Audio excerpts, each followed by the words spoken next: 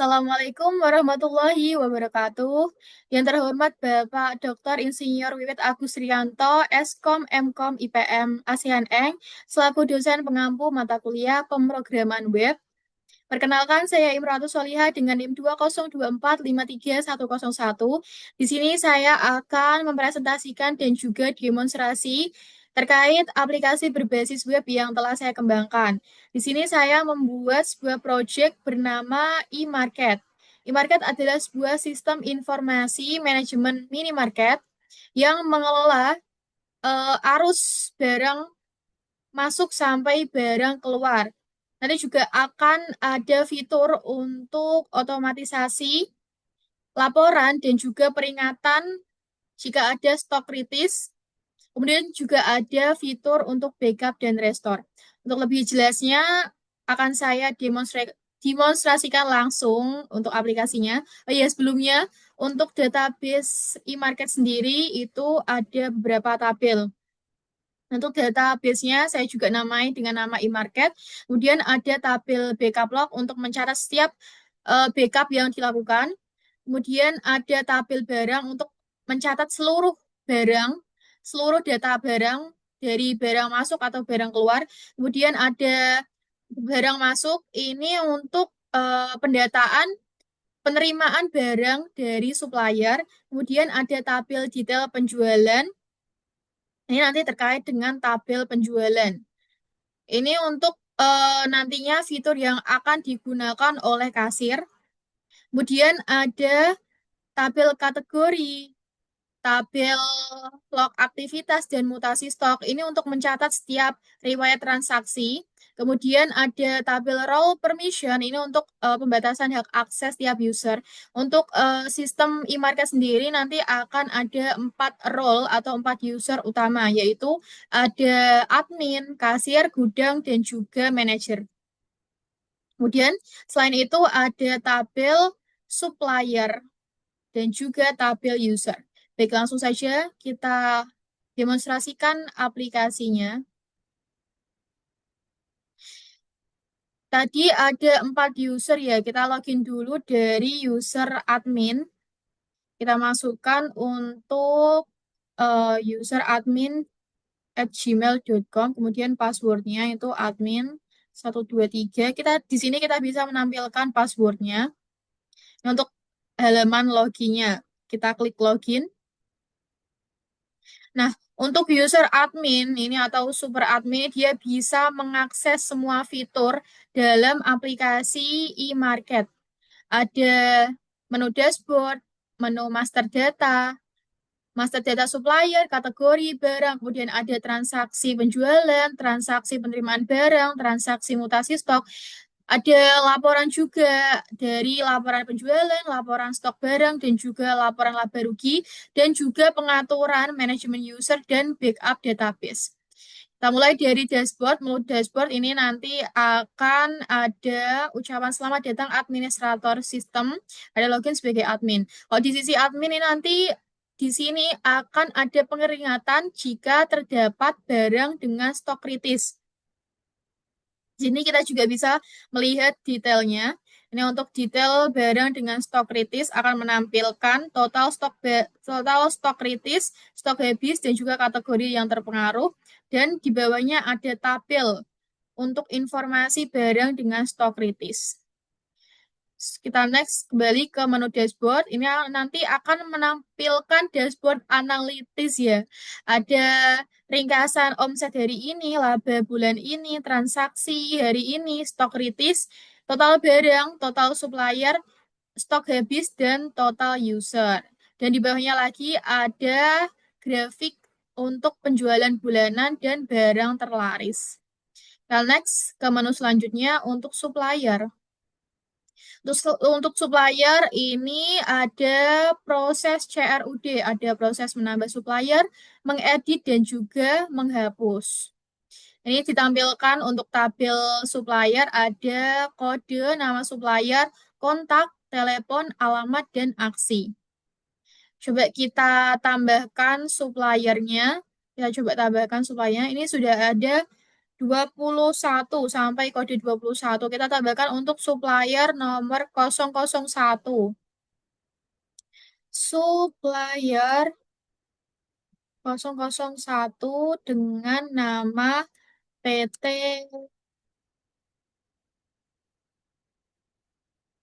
Mutiara Sari. Dan kontak personnya Ibu Iva. Dan nomor teleponnya kita kasih 4567890. Dan alamatnya di Jalan Mawar, nomor 23. Kita masukkan untuk emailnya itu mutiarasari@gmail.com. Nah, kita klik simpan. Nah, kalau berhasil itu nanti akan memunculkan notifikasi bahwa supplier berhasil ditambahkan. Kita juga bisa melakukan pengeditan untuk datanya. Ini kita klik aja untuk menu edit. Kita edit misalkan ini Gmail ya, gmail.com. Ini namanya Mutiara, misalkan PT Mutiara Putri. Nah, kita update. Nah, ini juga akan menampilkan notifikasi supplier berhasil diperbarui. Seperti ini untuk tampilannya setelah berhasil diperbarui. Selain itu, kita juga bisa menghapus datanya jika datanya tidak valid. Misalkan kita hapus untuk data paling akhir, untuk sub 021 kita hapus. Nah, kalau untuk fitur hapus nanti akan ada konfirmasi pop-up notifikasi. Yakin ingin menghapus supplier PT Muria Kudus. Jika kita mengklik OK, nanti data akan terhapus secara permanen. Nah, kalau berarti terhapus, akan munculkan notifikasi bahwa supplier berhasil dihapus. Coba kita lihat dulu. Kita coba untuk menghapus data yang lain. Kita coba hapus untuk data PT untuk Unilever Indonesia mungkin ya. Berhasil dihapus juga. Dan coba kita hapus untuk PT Softtek Indonesia. Nah, ini memunculkan pop-up notifikasi bahwa gagal menghapus supplier sedang digunakan pada master barang atau transaksi. Nah, ini dia. Kalau misalkan kode suppliernya atau nama suppliernya ini sudah digunakan untuk riwayat transaksi, pernah ada riwayat transaksi, ini otomatis dia datanya tidak bisa dihapus. Dan ini juga mendukung dalam integritas data. Ini menjaga agar di kemudian hari saat pelaporan keuangan itu tidak rusak ya. Baik, kita lanjut untuk menu selanjutnya yaitu ada kategori. Ini juga sama, hampir mirip seperti menu supplier. Dia sudah ada proses CRUD untuk tambah kategori, edit, dan juga hapus. Dan sudah ada menu fitur untuk pencarian data. Misalkan kita ingin mencari data kode SSO. Nah, ini akan muncul data yang dicari. Juga mirip-mirip seperti sebelumnya, dia bisa diedit, bisa ditambah, dan bisa dihapus.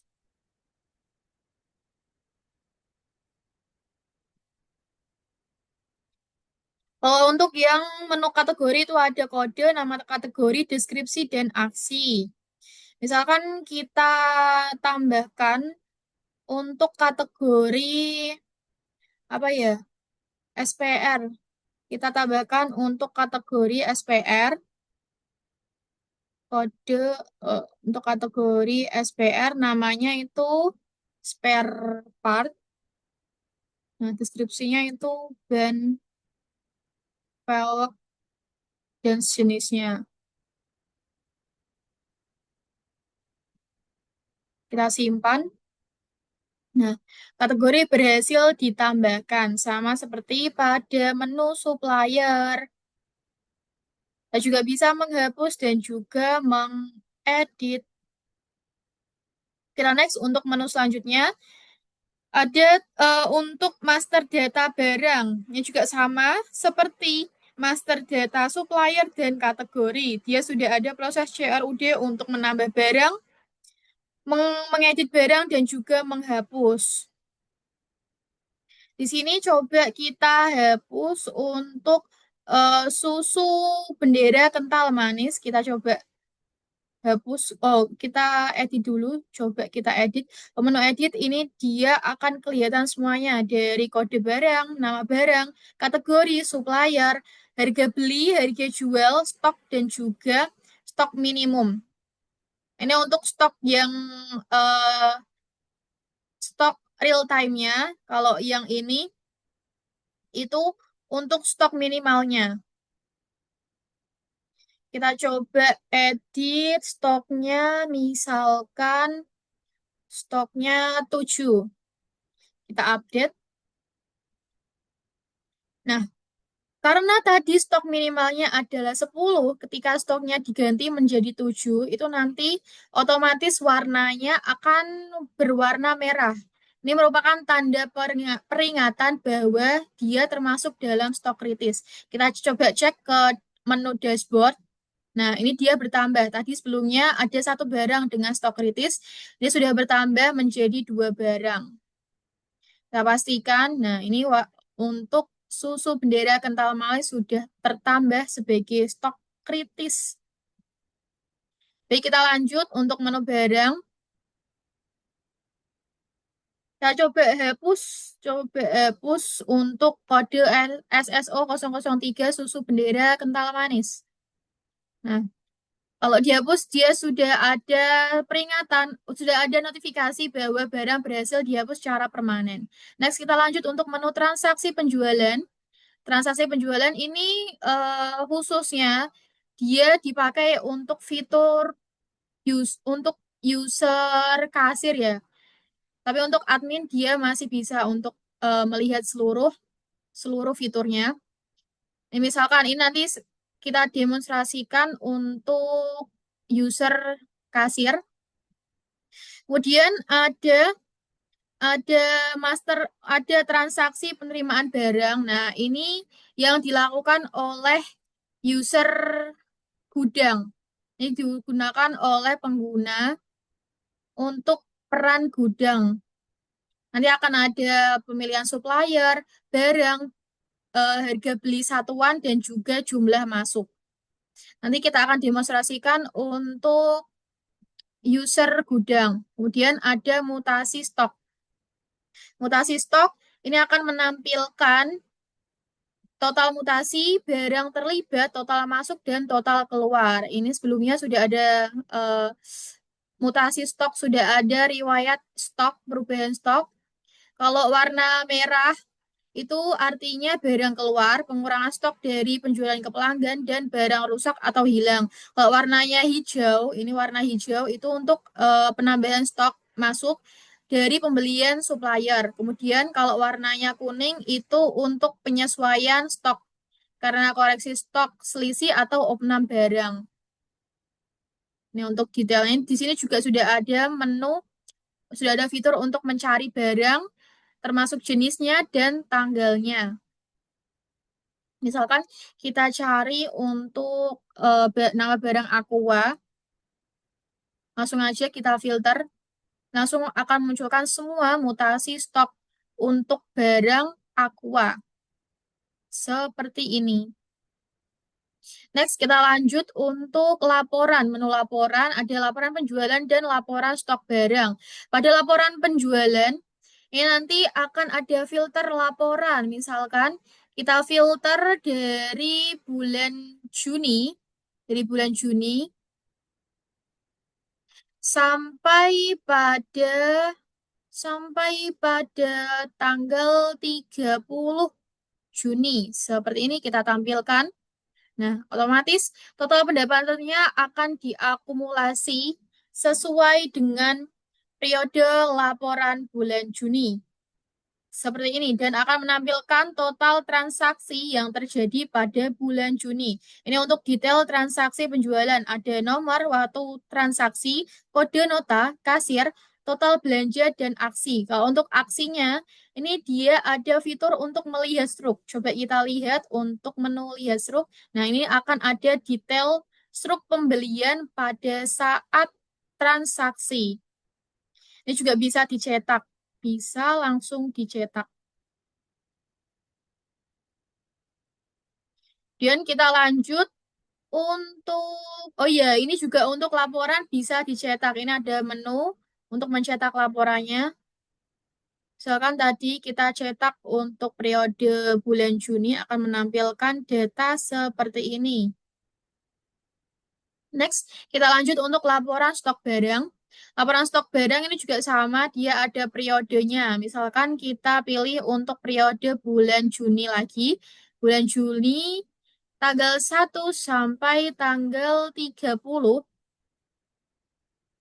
kita tampilkan. Nah, ini dia untuk periode periode bulan Juni itu ada 18 total barang dengan nilai stok 6.075.500 satu stok kritis. Untuk nilai stok ini adalah penjumlahan dari nilai stok dikali dengan harga beli. Misalkan untuk nilai stok nama barang Aqua ini, dia mempunyai stok 98 dan harga belinya 4.000. Untuk nilai stoknya itu dia perkalian dari stok dikali dengan harga beli.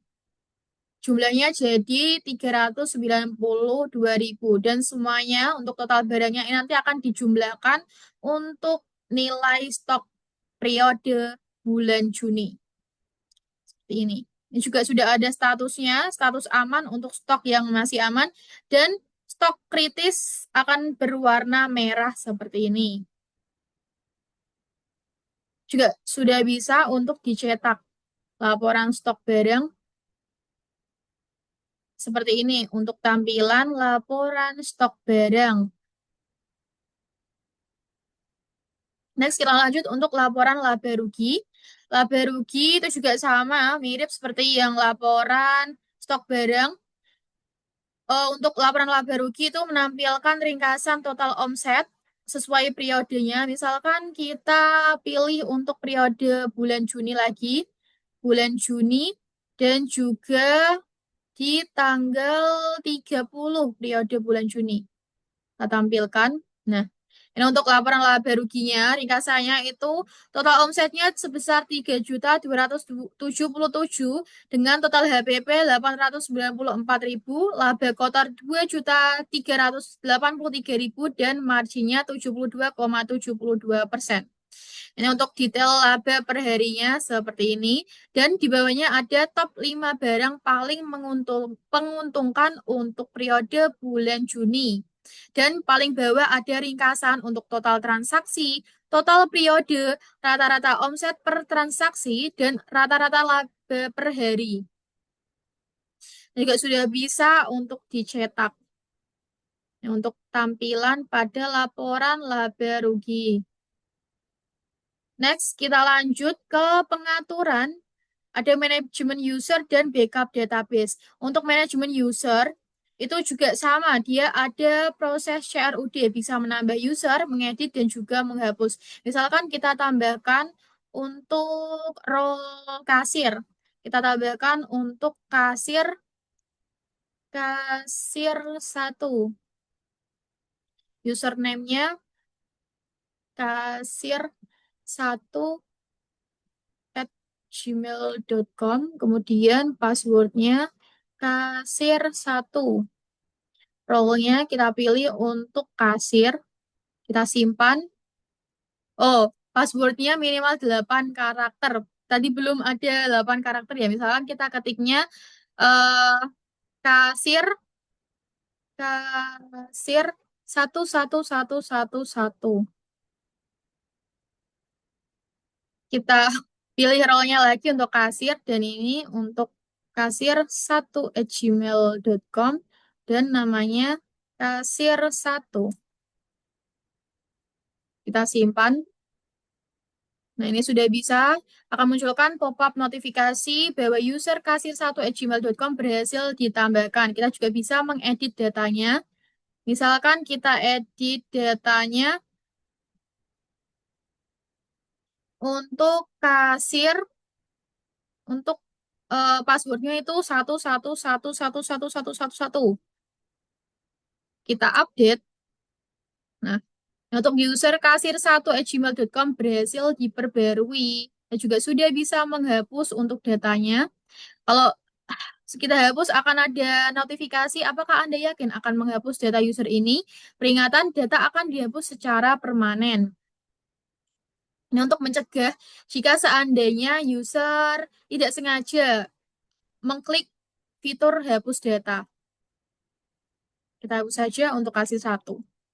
Dan yang terakhir untuk pengaturan backup database. Untuk yang ini itu untuk manajemen resiko jika seandainya di kemudian hari diperlukan backup database dan juga pemulihan untuk database.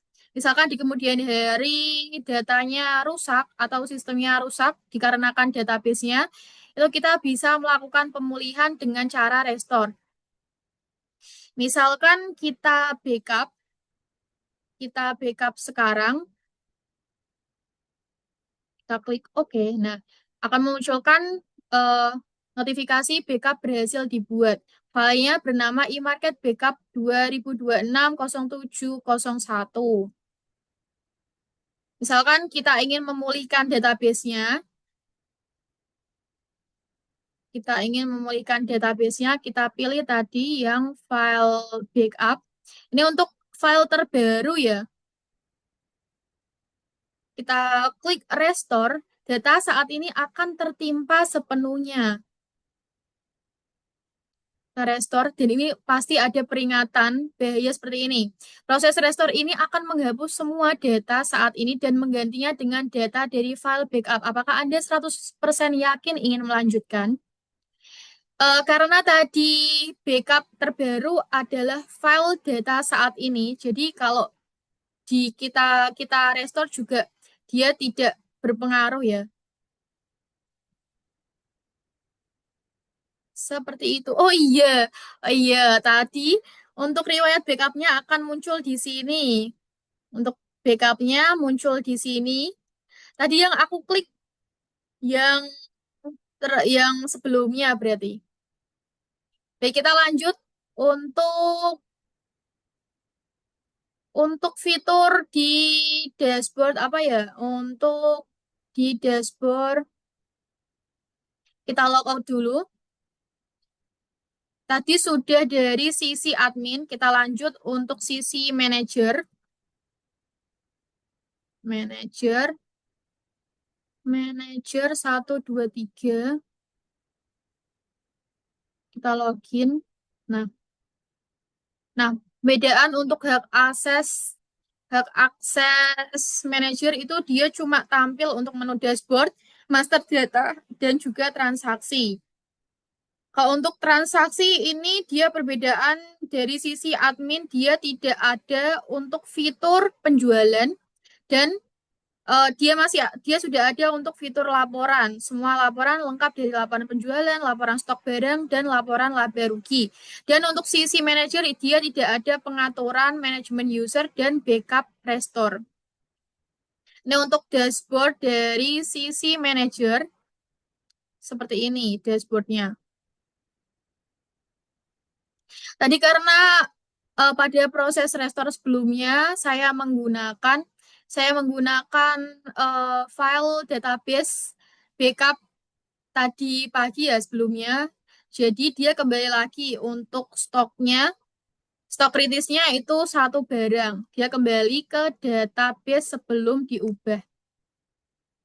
Kita tinjau lagi dari sisi kasir ya, kasir dan gudang. Oh ya, kita perlihatkan sekilas untuk menu supplier, kategori barang, dan transaksi penerimaan barang. transaksi penerimaan barang, mutasi stok, laporan penjualan. Seperti ini ya.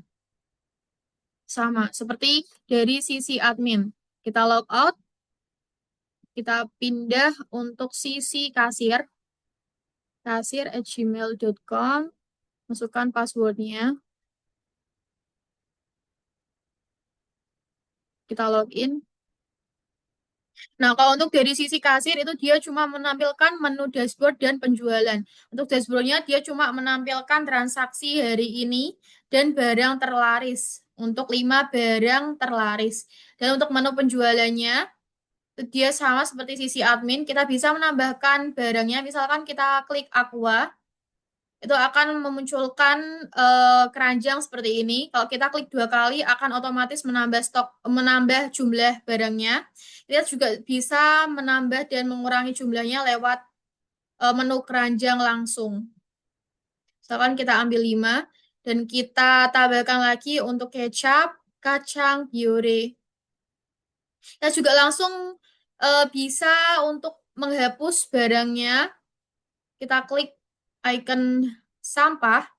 Atau kalau misalkan kita mau langsung mengosongkan keranjangnya semuanya, kita langsung aja klik bersihkan. Kosongkan semua pesanan. Oke, dan keranjang akan kembali kosong. Kita coba ambil random dari susu bendera, Biore, Indomie goreng. Kita ambil untuk Indominya 5. Indominya kita ambil 3 aja, 3. Dan ini juga sudah otomatis mengakumulasi total bayarnya sebesar 52.000 dan ini untuk uang diterima. Kalau untuk pelanggan nanti membayarkan uangnya berapa besar? Misalkan pelanggannya membayar dengan uang 55.000 akan otomatis menampilkan kembalian 3.000. Kita bisa langsung proses dan cetak struk. Nah, ini untuk tampilan struk transaksi penjualan. Kita kembali. Seperti itu, dari sisi kasir dia cuma bisa melihat dashboard dan penjualan. Kita logout lagi, kembali untuk sisi gudang. Ini untuk yang terakhir. Dari sisi gudang.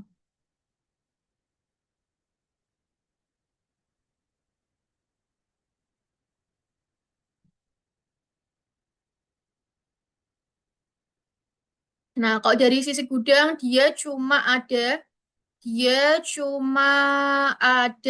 menu untuk dashboard, master data supplier, kategori barang, dan transaksi penerimaan barang dan mutasi stok. Untuk transaksi dia tidak ada fitur untuk penjualan. Untuk dashboardnya seperti ini menampilkan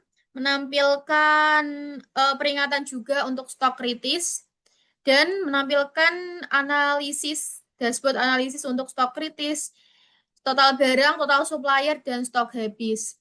Ini untuk menu master data juga sama. Oh, untuk master data dari sisi gudang itu dia tidak ada aksi untuk mengedit maupun menghapus. Dia cuma dia cuma bisa menambahkan supplier. Dia cuma bisa menambahkan supplier. Pengeditan datanya itu cuma bisa dilakukan dari sisi manajer dan juga admin. Ini untuk kategorinya. Kategorinya juga sama, dia tidak bisa melakukan pengeditan dan penghapusan data. Nah, dan untuk barangnya itu dia bisa melakukan tambah dan edit data. Dia tidak bisa melakukan penghapusan data.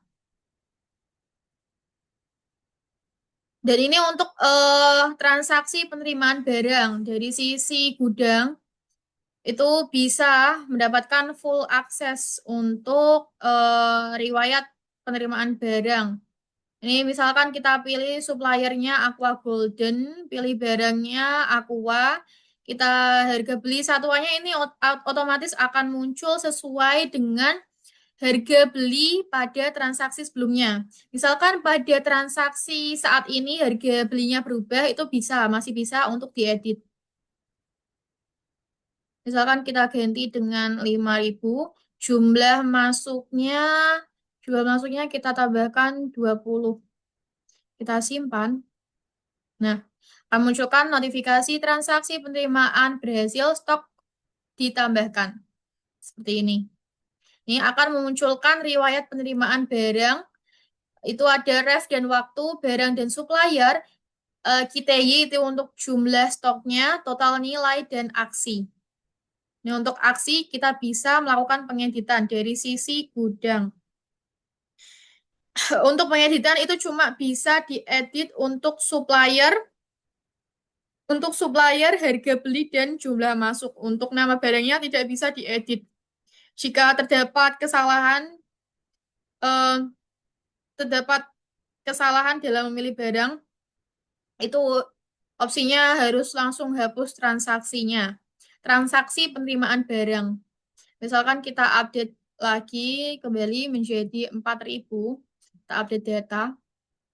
Nah, otomatis untuk total nilainya akan menyesuaikan. Dan untuk mutasi stoknya juga sama. Dia menampilkan total mutasi, barang terlibat, total masuk, dan total keluar. Ini untuk riwayat aliran stok barang. Dari barang masuk, keluar, atau penyesuaian stok. Seperti ini untuk detailnya. Baik, sepertinya cukup untuk presentasi demonstrasi dari aplikasi berbasis web bernama e-market. Diharapkan dengan adanya web e-market ini dapat memudahkan atau otomatisasi dalam proses digitalisasi manajemen operasional perusahaan retail seperti minimarket. Kurang lebihnya dalam presentasi kali ini saya mohon maaf. Sekian, terima kasih. Wassalamualaikum warahmatullahi wabarakatuh.